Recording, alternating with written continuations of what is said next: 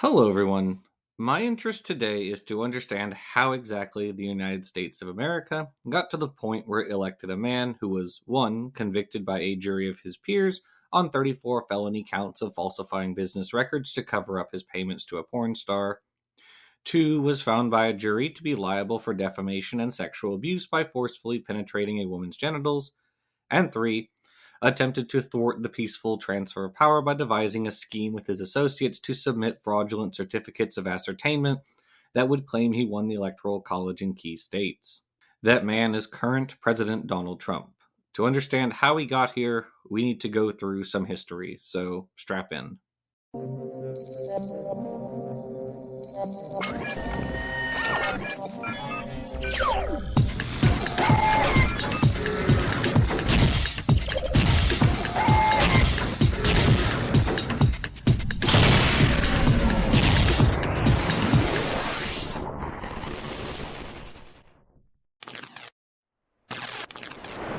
First, a definition. Misinformation is simply false information, while disinformation is deliberately false information.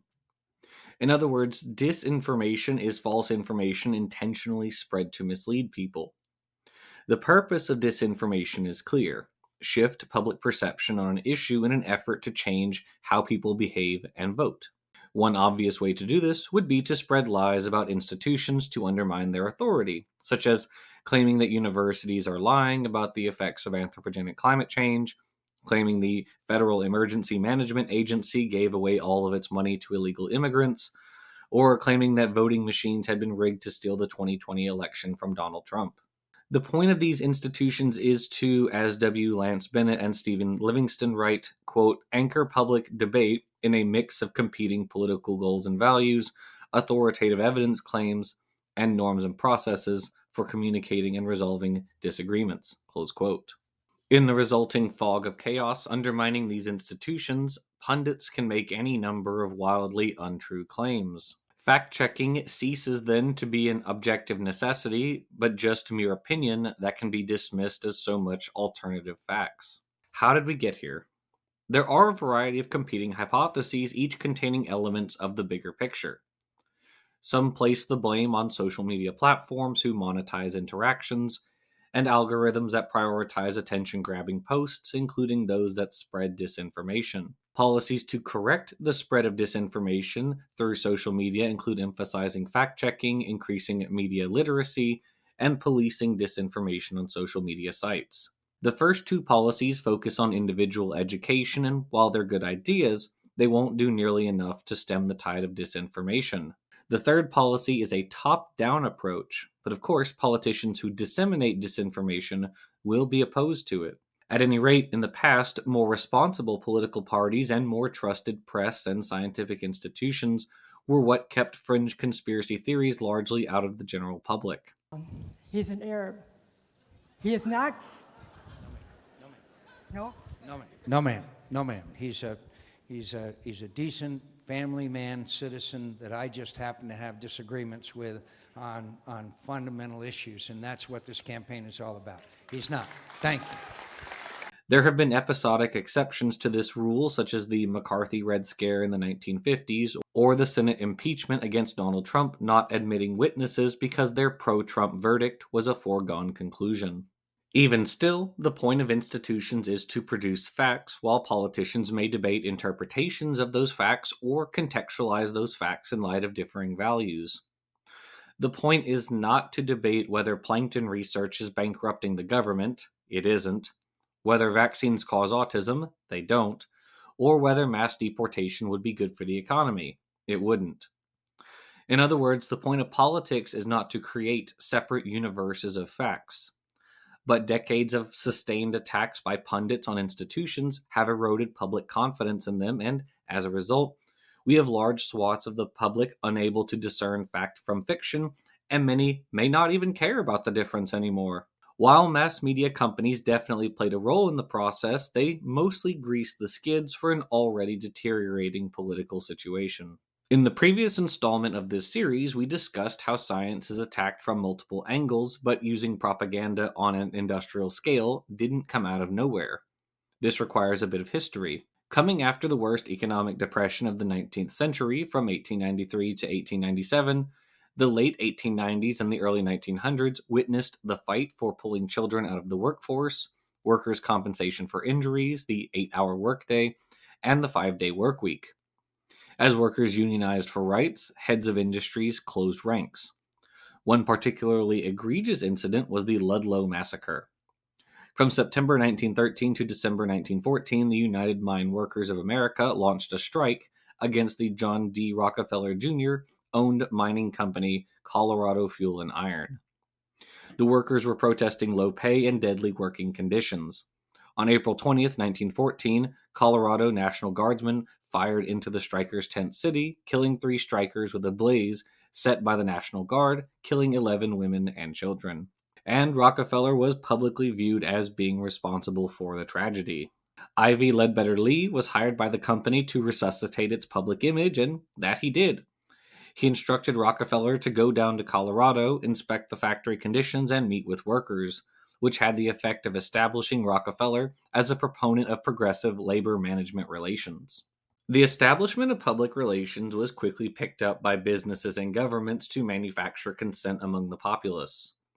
President Woodrow Wilson was elected on the promise to keep America out of World War I, but as it became clear the Allies needed help, Wilson founded the Committee on Public Information to swing popular opinion into joining the war.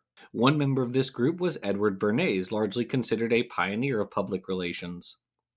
Just how slippery a slope that was could be seen later when Bernays would try to boost tobacco company sales by convincing women to smoke, and in the post-war 1940s, he exploited fears of Stalin's USSR by lying to the Truman administration about the perceived communist threat of the Guatemalan government.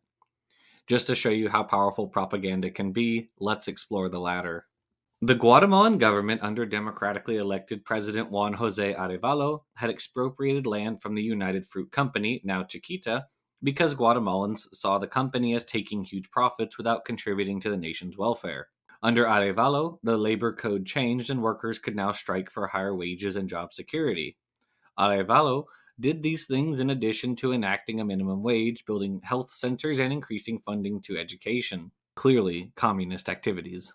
Despite Arevalo being openly opposed to communism, including having communists harassed in the streets by police, his actions against the UFC were a bridge too far. In part thanks to Bernays, the CIA was authorized to provide funds and weapons to rebels under the command of Carlos Castillo Armas, who eventually successfully couped the Guatemalan government, serving from 1954 until his murder in 1957. That action only destabilized that country, with a series of conflicts erupting from 1960 to 1996 between the US-backed Guatemalan army and leftist insurgent groups that left more than 200,000 civilians dead. Such corporate exploitations at a national level are often referred to as a banana republic, a term you may have heard of before. Returning to public relations, in response to what the press deemed large-scale lying by the Committee on Public Information, newspapers gradually professionalized during the 1920s. This was done by placing a greater emphasis on veracity in reporting, protecting the press's legitimacy as an institution, which journalists felt was threatened by the propagandistic writings of Bernays and other PR professionals. As a result, the press, what are now the so-called legacy media, enjoyed relatively authoritative political messaging until about the 1980s. Lies from tobacco companies that smoking didn't cause cancer, lies from manufacturing companies that anthropogenic acid rain and a growing ozone hole weren't real, and especially lies from fossil fuel industries that painted anthropogenic climate change as a hoax created confusion in the general public about well-established science. This confusion was further compounded by a block of industry interest groups like the National Association of Manufacturers, academic allies such as the Chicago School of Economics, and a shift to free market fundamentalism among both major political parties that increasingly downplayed capitalism's obvious negative externalities. What does all of this have to do with today's political situation? In 2016, Donald Trump defeated Hillary Clinton in the presidential election, and academics and journalists scrambled to understand why.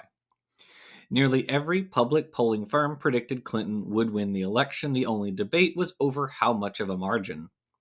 Thus, when Trump clinched the Electoral College despite Clinton winning 2 million more popular votes, analysts were shocked. Statistician Nate Silver was one person who was evidently not shocked by this development, pointing out that final national polls only had Clinton leading by a slim margin of 3%. What was more shocking, at least to him, was that Trump managed to snag the Republican Party nomination at all. But defying the odds, Trump entered the Oval Office in 2017. So, what happened? One major hypothesis has focused on social media advertising systems prioritizing outrage content and clickbait. Another was that social media algorithms categorized people into echo chambers or filter bubbles, widening the narratives and communities that users experience. In 2016, the data company Cambridge Analytica briefly claimed responsibility for the elections of Ted Cruz and Donald Trump, as well as the passing of Brexit in the United Kingdom, where Britain left the European Union. Facebook had illegally allowed Cambridge Analytica to access data from millions of users without their consent or knowledge, and then targeted those users with political ads, for which both companies were heavily fined, bankrupting Cambridge Analytica. It turns out, though, that the data company's claims were false. There's no good evidence specifically that Cambridge Analytica influenced the outcomes of any elections, and there's no good evidence generally that social media political ads drastically influence political opinions. Don't take my word for it. Here's a 2023 Nature paper by Brendan Nyhan et al. That makes the same argument. They found that when they reduced like-minded content in a person's social media feed, that didn't alter the person's beliefs at all. This conclusion is reinforced by the 2023 science paper Reshares on Social Media Amplify Political News, but do not detectably affect beliefs or opinions, by Andrew M. Guess et al. That finds, quote, we find that removing reshared content substantially decreases the amount of political news, including content from untrustworthy sources, to which users are exposed, decreases overall clicks and reactions, and reduces partisan news clicks. Contrary to expectations, the treatment does not significantly affect political polarization or any measure of individual level political attitudes. Close quote. This is also upheld in the 2023 science paper, How Do Social Media Feed Algorithms Affect Attitudes and Behavior in an Election Campaign by Andrew M. Guess et al. Sociologists Yochai Benkler, Robert Ferris, and Hal Roberts analyzed 4 million U.S. presidential election news stories from April 2015 through January 2018 and compiled their results in the 2018 book Network Propaganda, Manipulation, Disinformation, and Radicalization in American Politics. The entire book is open access and linked in the description. One of the primary findings was that the American media ecosystem is asymmetric. There are essentially two pieces: an insular right-wing network anchored by Fox News, Newsmax, and overt propaganda websites like Breitbart, and then everyone else together, ranging from Wall Street Journal and Forbes to Mother Jones and The Nation. In other words, the latter group is highly politically diverse and interconnected. If the echo chamber hypothesis were true, then we should expect a symmetric distribution of news networks. There should be a right-wing group, a left-wing group, and maybe a center group too. However, that isn't what the researchers found. Humorously, traditionally center-right publications like National Review, The Weekly Standard, and Reason that didn't endorse Trump received very little attention in the time period studied. Furthermore, online, the researchers found that hyper-partisan, highly conspiratorial news sites like Alex Jones's InfoWars were much more prominent among right-wing users than hyper-partisan left-wing sites like Occupy Democrats were to left-wing users. This phenomenon has been hinted at in professional surveys. The Pew Research Center noted in a 2017 article that 40% of Trump voters get their news from Fox, while the largest group of Clinton voters, a measly 18%, chose CNN as their primary source of news. And earlier still, a 2014 Pew poll found that consistently liberal voters are split among several news sources: 15% for CNN, 13% for NPR, 12% for MSNBC, and 10% for the New York Times, while a whopping 47% of consistently conservative voters chose Fox as their primary source of news. There was also a clear partisan split in terms of trust in news sources. Of 36 news sources surveyed, liberals trusted 28 of them, about 78%, whereas conservatives only trusted 12, about 33%. Of course, we have to ask, is this a problem? Does the asymmetry in news acquisition actually have any effects? Yes, absolutely. There has been much debate on the pervasiveness of conspiracy theories in the media. Some studies argue that conservatives are more likely to believe conspiracy theories. Some studies find that Democrats are more likely to believe certain conspiracy theories when Republicans are the ones characterized as villains. And some studies, such as the 2022 paper, Are Republicans and Conservatives More Likely to Believe Conspiracy Theories by Adam Enders et al., argue that, on average, individuals on the left and right nearly equally engage with conspiracy theories, overlapping on many while splitting focus on others. The paper found that conservatives are more likely to believe conspiracies like the COVID threat was exaggerated, global warming is a hoax, and that there is a deep state embedded within the government, while liberals are more likely to believe that GMOs are harmful, that O.J. Simpson was framed, and that the federal government under George Bush intentionally breached levees in New Orleans so that poor neighborhoods would be flooded by Hurricane Katrina. My issue with this paper is that there is very clearly a difference in terms of the magnitude of the conspiratorial beliefs. For example, believing that global warming is a hoax or being opposed to taking the COVID-19 vaccine has much greater consequences than almost any of the conspiratorial beliefs that liberals have, for which there is a statistically significant difference between liberals and conservatives, the sole exception being the liberal belief that GMOs are harmful. In a 2021 Gallup poll, 40% of Republicans didn't plan to get vaccinated compared to just 3% of Democrats. Similarly, a 2021 Kaiser Family Foundation poll found that 23% of Republicans would definitely not get vaccinated compared to just 4% of Democrats. The 2023 paper, The Politics of COVID-19 Differences Between U.S. Red and Blue States in COVID-19 Regulations and Deaths, by C. Dominic Guss et al., found that red states had higher COVID-19 infection rates and deaths in 2021 compared to blue states, which was probably due to red states implementing fewer political decisions to mitigate COVID-19 than blue states. According to the Enders paper, there were a number of harmful beliefs that were, on average, held more by liberals, but not statistically significantly more so, such as 5G technology causing COVID, being opposed to the MMR vaccine, cell phones causing cancer, and believing that fluoride in water is harmful. In all of these cases, there was significant overlap between conservatives and liberals. And to take just one example, the liberal opposition to the MMR vaccine strikes me as odd, considering that a 2023 Pew Research Center poll found that more Democrats than Republicans believe the health benefits of the MMR vaccine outweigh possible side effects.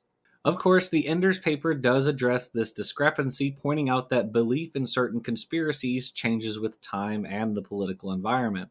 To conclude on this paper, the conspiracies mentioned here, supported by the right, such as climate change being a hoax and the COVID-19 threat being exaggerated, as well as other predominantly right-wing conspiracies not mentioned, such as the 2020 election being stolen, the hole in the ozone layer being fake or exaggerated, the prevalence of anthropogenic acid rain being exaggerated, and young earth creationism, are simply more dangerous for society than the conspiracies held by liberals, with the sole exception being the idea that GMOs are harmful. An especially important methods aspect may be at the root of the issue, as there are major differences in the ways that conservatives and liberal media treat fake news. For instance, compare two false stories that emerged in the spring of 2016. Trump having relations with a 13-year-old girl versus Bill Clinton flew many times to Epstein's Island and engaged in pedophilia. Both stories were initially highly pursued by clickbait sites, but the fallout of each was completely different. The anti-Trump story died after it was revealed to be a fabrication by an anti-Trump activist. However, even though there is still no evidence of the allegations against Clinton, the story was repeatedly shared by Fox News, even reaching the television programs of Brett Baer and Sean Hannity. To quote Yochai Benkler, quote, "The story became Fox News' most Facebook shared story of the entire campaign period, and elaborations of the Clinton pedophilia frame continued to appear on Fox News throughout the campaign and provided validation to conspiracy theories from a broad range of other outlets." Close quote. The person who broke the fake story, Malia Zimmerman, suffered no repercussions, and indeed she went on to break another fake story, the murder of Seth Rich. She did, however, get into trouble for this story, although not by the right-wing media. On May 16, 2017, Zimmerman alleged on Fox News that tens of thousands of emails had been amassed by Rich, sent to a journalist named Gavin McFadden, and McFadden then sent those emails to WikiLeaks, who published them. Rich had been killed by 2 shots to the back of the head on July 10, 2016, and Zimmerman alleged, based on the testimony of a self-described private investigator named Rod Wheeler, that Rich was murdered by someone working for the DNC because he leaked the emails. The evidence to back up this story is entirely lacking, of course, but that didn't prevent Newt Gingrich or Sean Hannity from spreading the story, which suggests a diagnostic aspect of such secondary spreaders is a complete inability to fact-check what they come to repeat. There was certainly no shortage of relevant data for them to consider. For one thing, there had been a series of muggings in Rich's Bloomingdale neighborhood at the time, which is why the Metropolitan Police Department has always considered his death a botched robbery. Second, Zimmerman's story broke a day after the Washington Post broke a story regarding Trump allegedly sharing classified information about anti-terrorist operations in the Middle East with Russian Foreign Minister Sergei Lavrov and the Russian Ambassador Sergei Kislyak in the Oval Office. Furthermore, a day after the Seth Rich conspiracy broke, Wheeler was hit with a cease and desist from Rich's brother Aaron Rich, which caused Wheeler to backtrack on his claim, denying that Seth had been the source of the DNC emails. Wheeler then sued Fox News for knowingly attributing false statements to him without his permission. And the Rich family went on in 2020 to sue Zimmerman and Fox News for emotional distress caused by the conspiracy, for which Fox reportedly paid out a 7-figure settlement. The lawsuit was especially humorous because, in the Zimmerman story, she claimed that the testimony of Wheeler was independently verified by an FBI forensic report. However, when Fox News' journalists were pressed on the alleged report, they admitted they could not verify the source of it. The Zimmerman story was also contradicted by findings from the Robert Mueller investigation that indicted 12 Russian nationals who worked for a Russian intelligence agency that hacked the email accounts and networks of Democratic Party officials. This was the same investigation that brought charges against Trump campaign members George Papadopoulos, Paul Manafort, Rick Gates, Michael Flynn, and Michael Cohen. Papadopoulos, Manafort, and Flynn, as well as Roger Stone and Alex van der Zwaan, went to prison, but were all pardoned by President Trump. Gates agreed to help the Mueller investigation and ultimately ended up not having to do jail time at all, and Cohen served a full 3 years in prison. Digression aside, the point here is that mainstream media is constrained because, Bankler argues, quote, audiences pay attention to a broad range of media and by a mainstream professional media delighted to catch each other out in error. As a result, the tendency to feed audiences whatever they want to hear and see is moderated by the risk that an outlet will lose credibility if it is found out in blatant factual error, close quote. In this way, an entirely traditional attempt to be nonpartisan and offer both sides to a controversy bogs down if the reality is that there is only one side, the factual one. By contrast, on the right, there is a propaganda feedback loop. There is no tension between drivers of ideology, whether commercial or religious, and commitment to veracity. As seen in the case of Dominion v. Fox that we discussed in the War on Science, the reason that Fox News lied about votes being stolen was not that they actually believed it, they lied because they were losing viewers to OAN and Newsmax. A disinclination to do proper source vetting was lubricated by the financial incentive of continuing the lying for ratings and therefore ad revenue gain. Now, we don't want to give the perception that mainstream media is perfect. It isn't. There have been many critiques of its practices. Look no further than Edward S. Herman and Noam Chomsky's 1988 book Manufacturing Consent, or the early 2000s media coverage of weapons of mass destruction. However, the mainstream media doesn't have nearly the degree of audience-pleasing, bias-consistent, outrage-inducing narratives that right-wing media does. Why is this the case? Bankler identifies, quote, changes in political culture created a large new market segment for media that emphasized white Christian identity as a political identity, and that a series of regulatory and technological changes opened up enough new channels that the old strategy of programming for a population-wide median voter and hoping for a share of the total audience was displaced by a strategy that provided one substantial part of the market uniquely tailored content, close quote. That content was anti-New Deal, anti-civil rights, and anti-feminist. It provided the basis for Pat Robertson to launch the Televangelist 700 Club in 1963, for Rush Limbaugh to become a political commentator with the syndicated show in 1988, the launch of Fox News in 1996, Breitbart in 2007, OAN in 2013, and Newsmax in 2014. By contrast, as indicated earlier, the left consists of much more diverse political groups spanning centrists to leftists, and as a result, there was never much of a push for extremely left-wing content. The American right wing embraced both Christian evangelicalism, which is generally opposed to evolution, abortion, contraceptives, and even the HPV vaccine, and white anxiety about integration, often called Nixon's Southern strategy, forging them into the religious right voting bloc that we mentioned in the War on Science. The fears and beliefs of this now unified group were stoked for some 30 years, and the result was a group of voters ready to buy the fake Obama birther narrative spread by Donald Trump, ready to attack science deemed unworthy by Sarah Palin, which we discussed in Jim Jordan versus Plankton, and ready to vote Trump into the presidency following 34 felonies.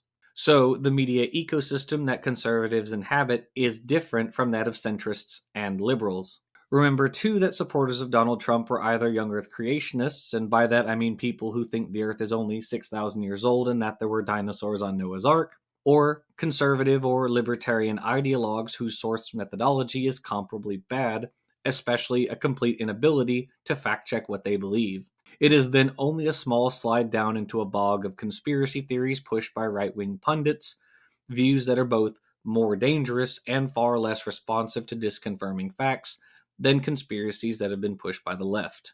This isn't a bug, but a feature. So, thanks for watching, and we'll see you all next time.